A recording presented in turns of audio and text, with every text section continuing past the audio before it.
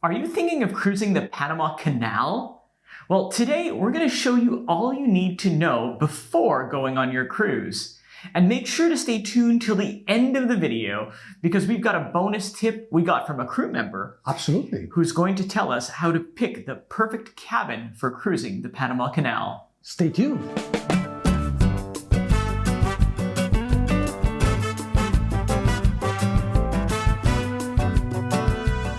Morning everyone, I'm Rick. And I'm Andrea, and today we are talking about cruising the Panama Canal. But first, if you like this kind of videos, now it's a great time to hit the subscribe button, so you'll never miss a future video. Great advice. So, what is the Panama Canal? Well, it's a man-made canal that connects the Atlantic with the Pacific Ocean. It's 82 kilometers long, located in the Central American country of Panama. And the original canal was inaugurated in 1914. Wow, it's a long time ago. I know. At that time, it was built, it was renowned as one of the most biggest engineering marvels of the world.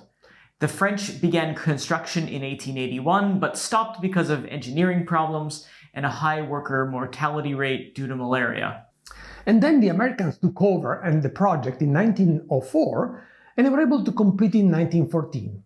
The canal was inaugurated on August 15th, 1914, so just at the beginning of World War I.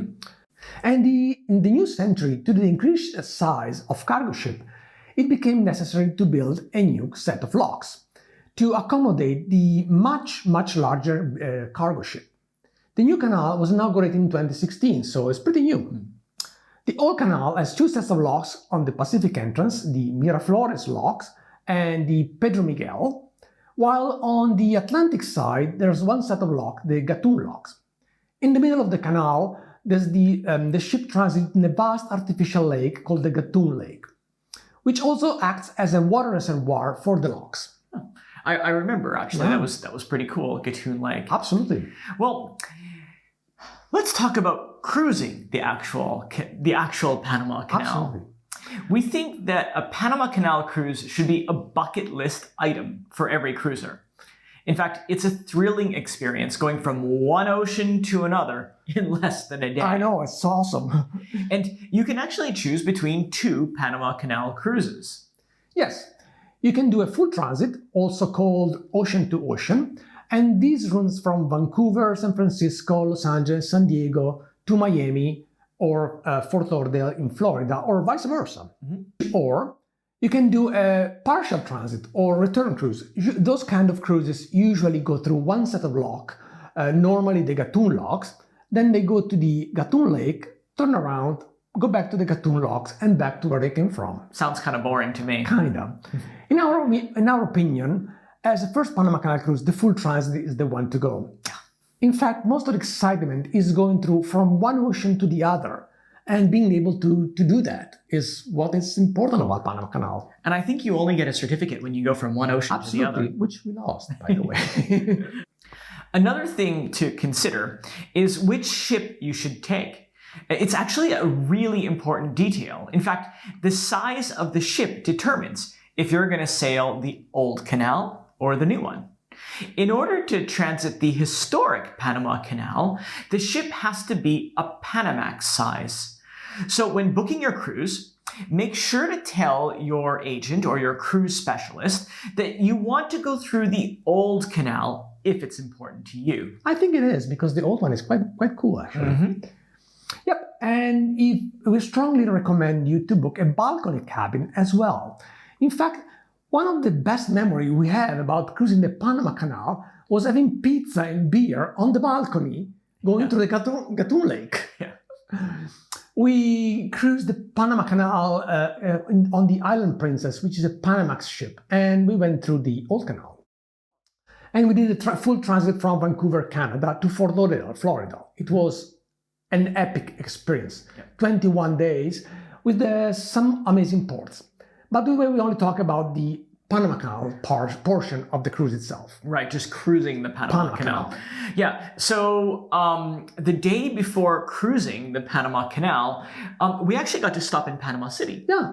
And because of that, we had the opportunity to explore the Miraflores locks from the land. Yeah, from the land side. And it's like right in front of the canal.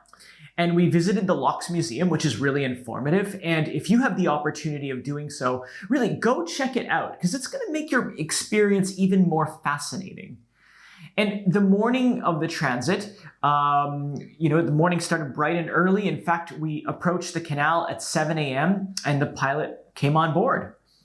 Yeah, and then about half an hour later, we reached the first set of locks, the Miraflores locks. It's quite fascinating to see the ship go through this very, very tight passage. Actually, it's less than a meter, with the less than a meter clearance on each side. To keep the ship in place through the locks, a special set of train called mules attach tension ropes on each side of the ship, and they pull it through while going through the first set of locks. We were able to see a big cargo ship going through the new canal a few hundred meters away, so we had this view of the cargo on the other side. It was actually quite cool. Yeah. And once we reached these first set of locks, we found it incredibly fascinating to feel the ship being lifted several meters in just a few minutes. I know, it's crazy. And also the cruise line arranged for a photographer to walk along the outside of the ship and take photos of the ship while it was transiting. Actually, the photographer on the lock itself. That's right. And to transit the Miraflores locks took about 50 minutes, and then we were sailing towards the Pedro Miguel ones.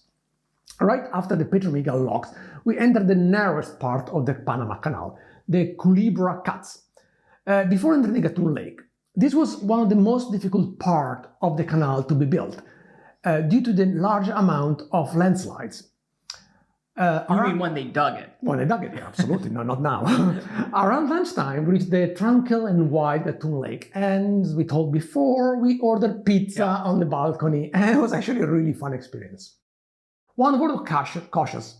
It gets really hot at noon in Panama, so be aware of the dehydration and use a lot of sunscreen, especially if you sit on the balcony for all the transit. Yeah, 1 beer, 1 water.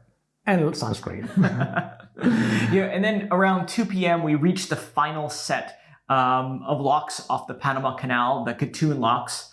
And we decided to watch this last set of locks from the back of the ship, all the way aft, to have the best view. And we're so glad we did, because from there, you could really see and feel the changes of level, between each lock. We were able to see pretty well, the mules pulling the ropes to keep the ship in the center of the narrow passage. Pretty cool stuff. I know, it was very cool. And then about an hour later, we were entering the Atlantic Ocean. This was a really epic experience, and we would gladly do it again.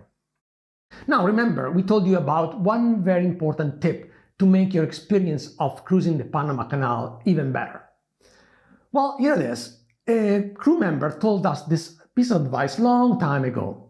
So, when you book your cabin for the Panama Canal and you go through the Old Canal, if you go eastwards from the Pacific to the Atlantic, you have to book the starboard side of the ship, because from there you have the best view. Obviously, if you are going westwards from the Atlantic to the Pacific, you have to book the port side. Yeah, makes sense. Well, guys, we hope you enjoyed these few tips about cruising the Panama Canal, and hope to see you in one of our next videos. Thank you. Take care. Take care, guys.